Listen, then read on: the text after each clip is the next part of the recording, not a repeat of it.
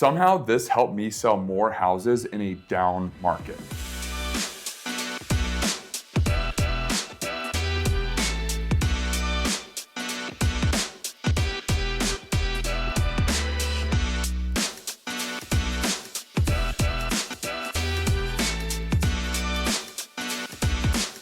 So every guru online likes to talk about all the strategies for setting goals and all the right ways to set goals and all the wrong ways that people set goals.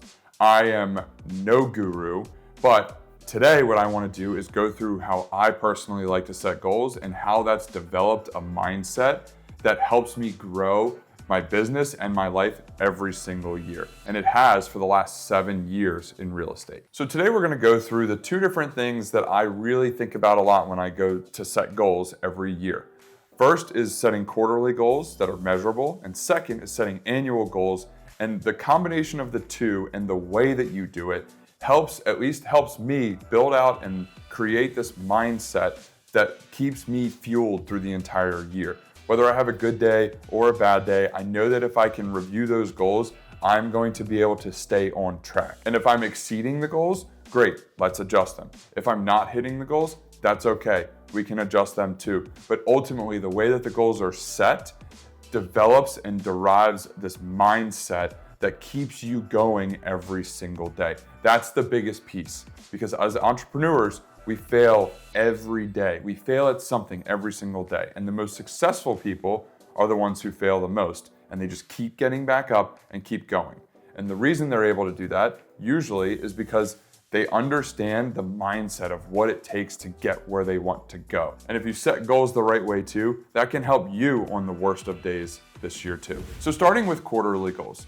The biggest thing with quarterly goals is you want to set a few of them. You want to set like 3 or 4 quarterly goals so you're not overwhelming yourself. 2 is fine too. If you can't think of 3 or 4, then just do 2. But you want to make sure you have more than just 1 quarterly goal. And the biggest thing when it comes to quarterly goals is making sure they are achievable, measurable, trackable, definitive, however you want to describe it, but it needs to have a number associated with it so you know when you're coming into the end of the quarter if you either hit it or you didn't. What these quarterly goals will do is it allows you to take a step back and reassess your situation professionally and personally every 3 months. You can see if you are far exceeding some of your goals because maybe you need to reassess and increase the goals, whether it's traveling a certain amount of time, whether it's saving a certain amount of money, losing weight, going to the gym, whatever it is, it helps you put on paper exactly what you're doing and what you're not doing.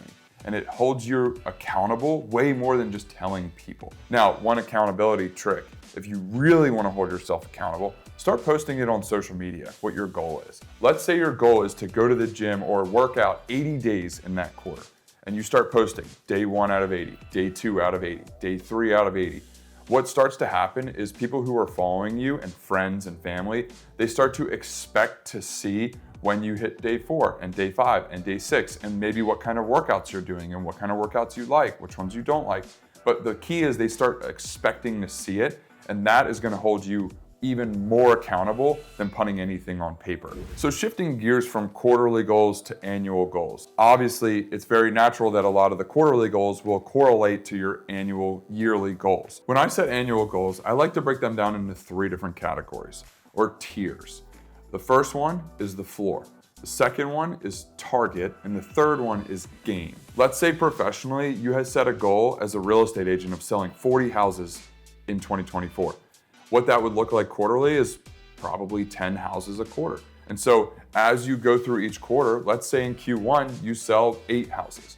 Now you know in Q2, you need to sell 12 houses in order to catch back up.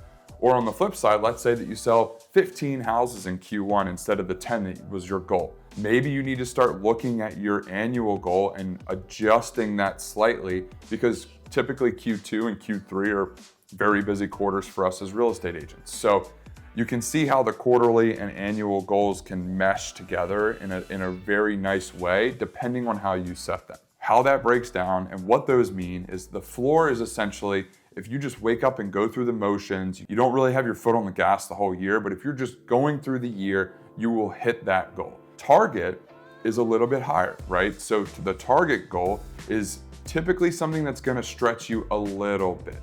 Something where if you are really working hard and you feel like you're moving along throughout the year and you're succeeding and starting to grow, you're gonna hit that target goal. Typically the target goal is going to be a higher number than whatever you sold or earned the year before. Now, the big one is the game. The game is essentially where if you are firing on all cylinders, everything's going right, you're getting calls for big listings, you're increasing your average price point, maybe you just had a huge sale and got a ton of revenue that you just generated that you weren't expecting that year. That's where you're gonna be stretching to hit that game goal. What this will do is it allows you to start getting closer to the floor, hopefully maybe halfway through the year. If you can hit that floor goal by June or July, it motivates you, at least it motivates me, to work harder in order to hit the target even earlier. So that way, if I can hit my target goal by August or September or even October, then I'm on track for the game. And if I'm doing that, then I'm growing. What this also does is it helps prevent you from really getting down on yourself if you're not hitting your goals or if you're not getting close to hitting a huge goal. Because what a lot of real estate agents will do is they will sell 20 houses in 1 year and then turn around the next year and say, okay, I did 20 last year, so my goal this year is 40. And then if they get halfway through the year and they only have 15 houses sold, chances are they're not gonna hit that 40 number. So then they start getting a little less motivated to go out and work harder every single day. And then what happens is they only sell 18 houses for that year. And so then their business starts to taper off.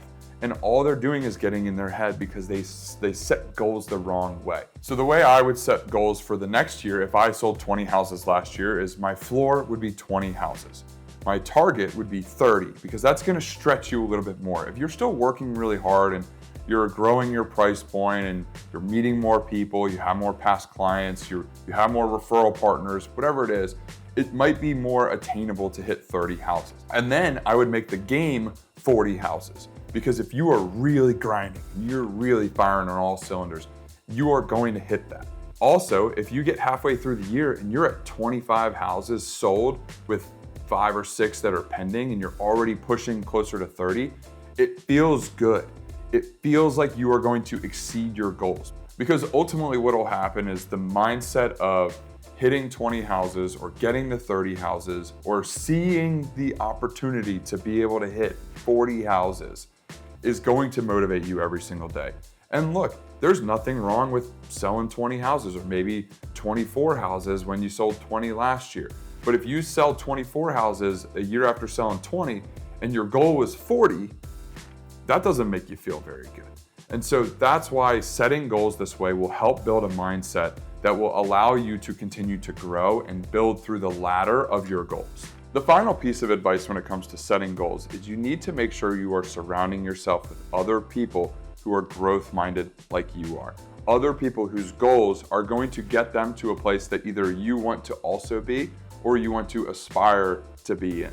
Because this is how I was actually able to sell more houses in 2023 than I did in 2022. And guess what? There was a huge drop in transaction volume in the 2023 real estate market. And why was I able to do that?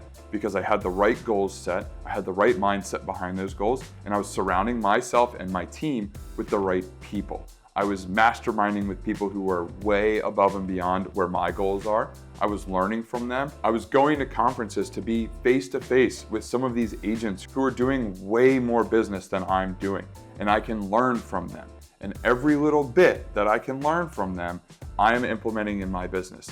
I don't need to be selling $1 billion in real estate every year, but I can promise you that there are things that I can learn from agents who are selling $1 billion or $500 million or $100 million in real estate every year. There's always something that can be learned from them.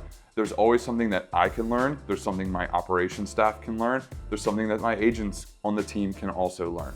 And so surrounding yourself with more successful people and more growth-minded individuals and more entrepreneurial people who are very much trying to obliterate their own goals.